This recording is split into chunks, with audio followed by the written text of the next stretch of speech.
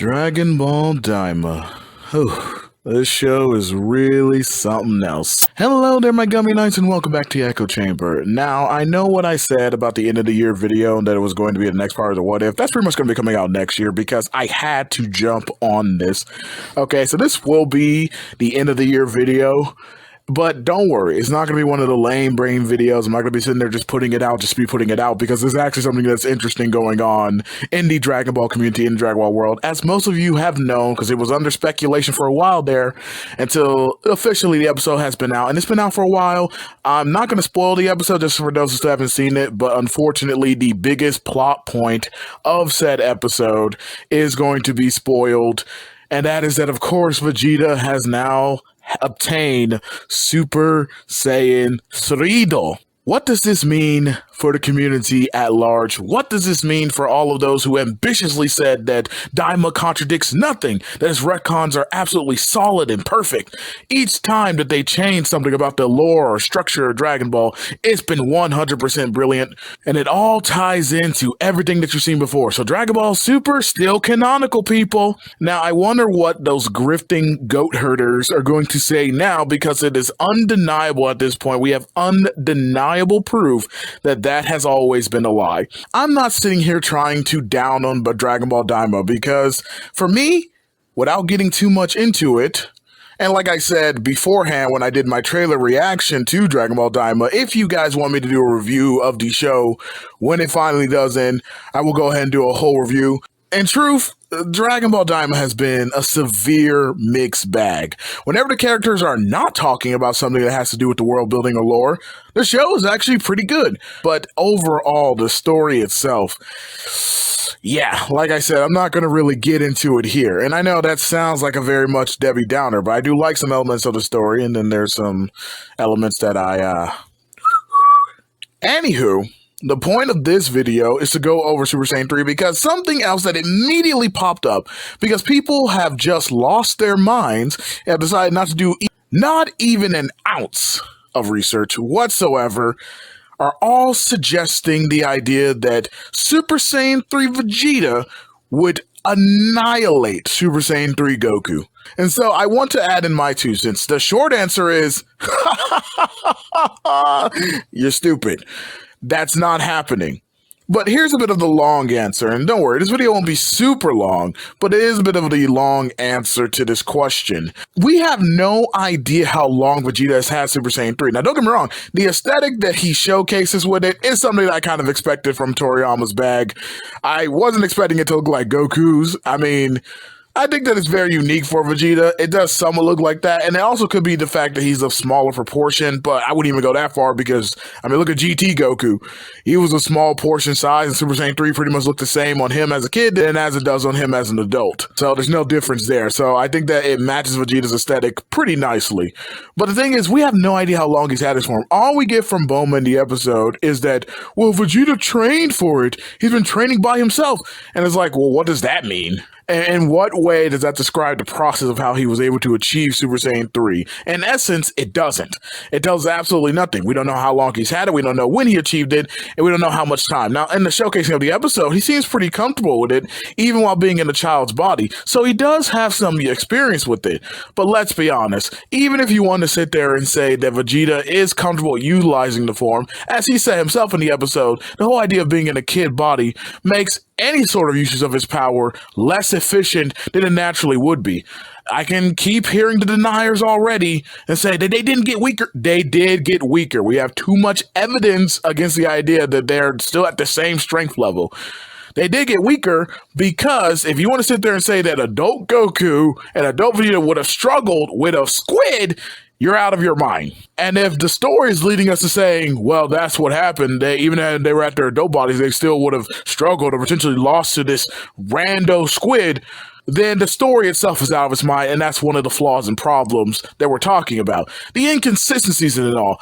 We only have enough evidence to determine for an almost certain fact that they did indeed get weaker.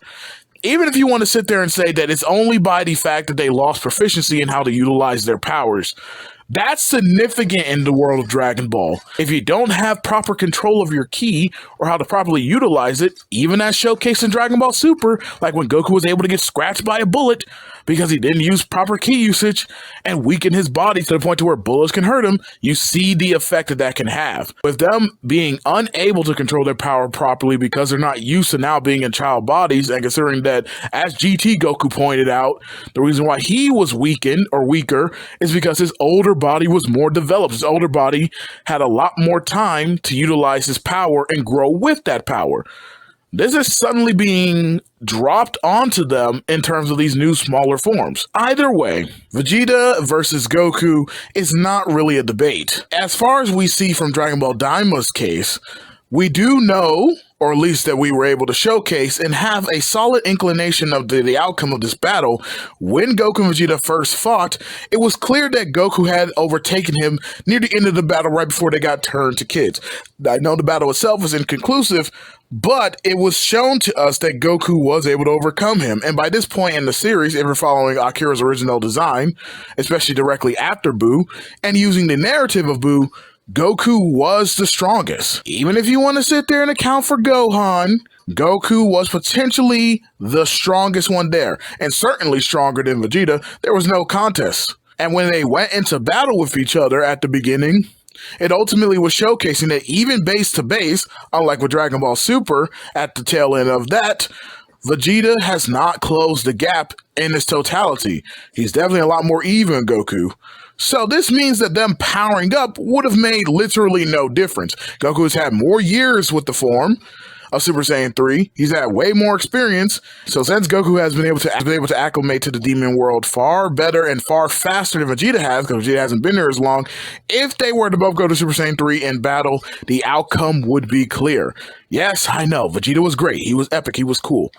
Honestly, it's the best part of the episode because I don't ever want to see these so-called Majins again. They are a disgrace to the name Majin. They are terrible in every capacity. And I know I said I wouldn't get into it. And I'm not necessarily lying because I'm not going to get into the quality of the entirety of the show. But I will at least point out when aspects of it are just so undeniably and objectively terrible. And these two are that. Just disgusting. But like I said, Vegeta's whole Super Saiyan 3 transformation is the best part. We needed a better explanation, but we didn't get one. And unfortunately, I don't think we ever will. With that out of the way, to address the last part that I do want to get into about the show, and that's its retcons. And I won't dive deep into every retcon, and I know that certain things are not retcons.